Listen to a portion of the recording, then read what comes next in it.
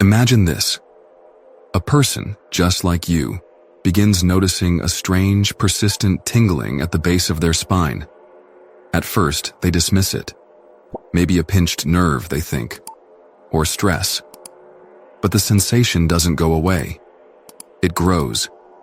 Then, one night, during a moment of deep stillness, something extraordinary happens. A surge of energy, white-hot yet weightless, erupts up their spine like liquid lightning.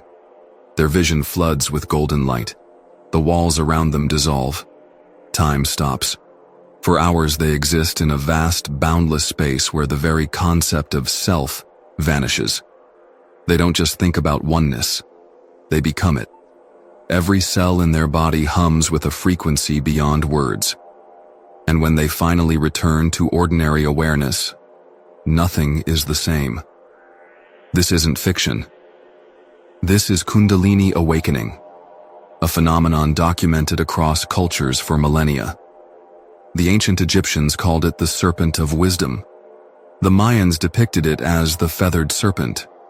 In India, it's known as Shakti, the divine feminine energy coiled like a sleeping serpent at the base of every human spine.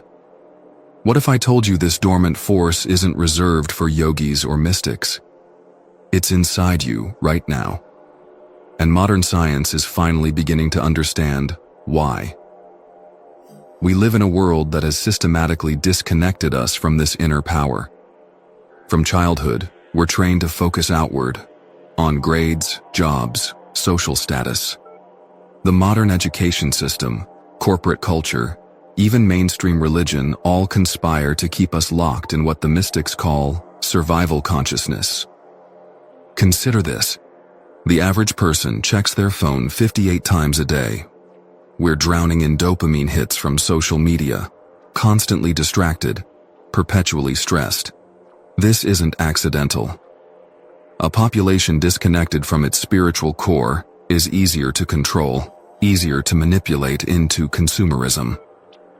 But here's what they don't want you to know. Your body is wired for transcendence. Literally. The vagus nerve, often called the soul nerve, connects your brain to your gut and carries signals of intuition.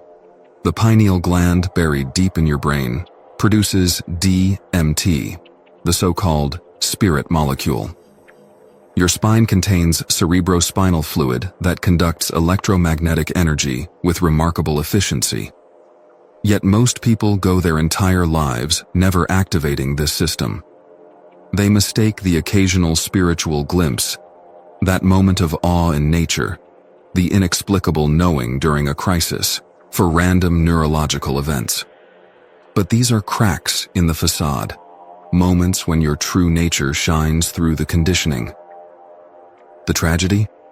Our medical system pathologizes spiritual awakening.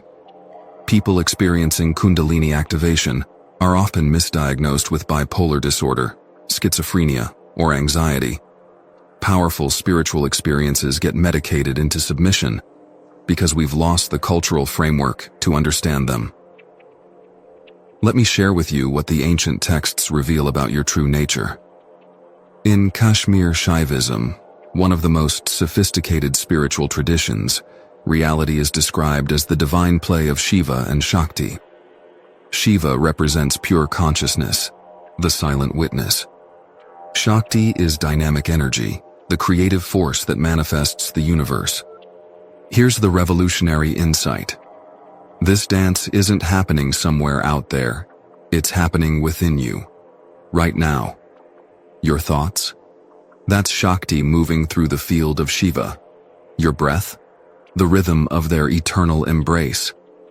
Modern physics echoes this ancient wisdom. At the quantum level, particles pop in and out of existence. The solid world you perceive is actually 99.999% empty space. What we call matter is just energy vibrating at different frequencies. Your body? A temporary constellation of these vibrations. Your mind? A localized expression of universal consciousness.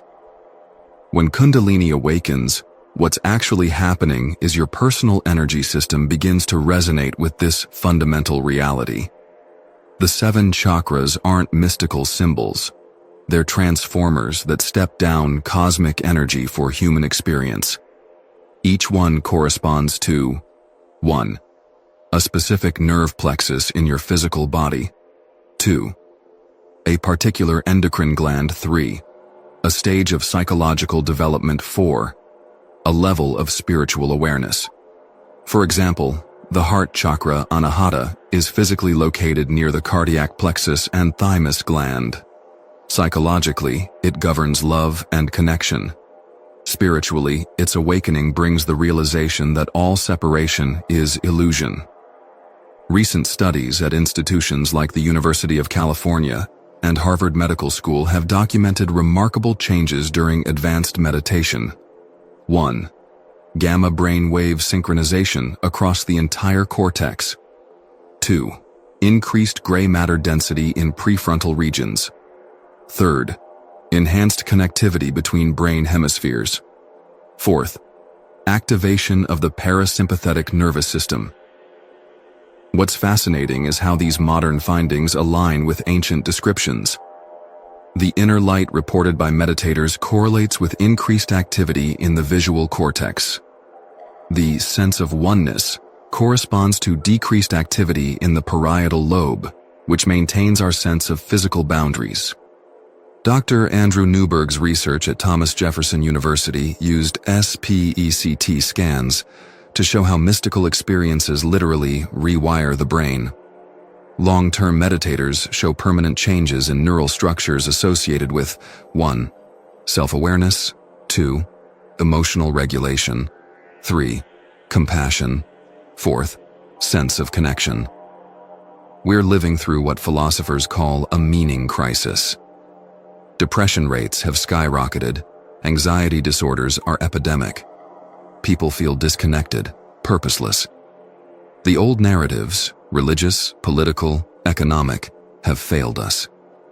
Kundalini awakening offers a way through this crisis, not by escaping the world, but by seeing it more clearly.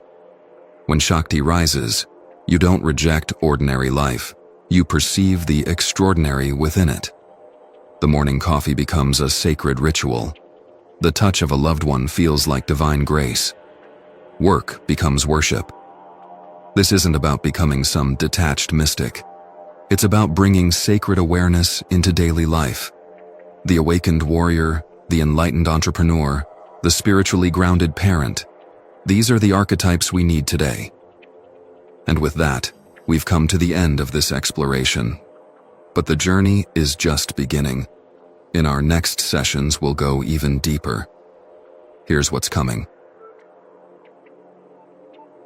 If what you've heard today resonates, if you've ever felt that strange energy at the base of your spine, if you sense there's more to reality than meets the eye, then you won't want to miss part 2.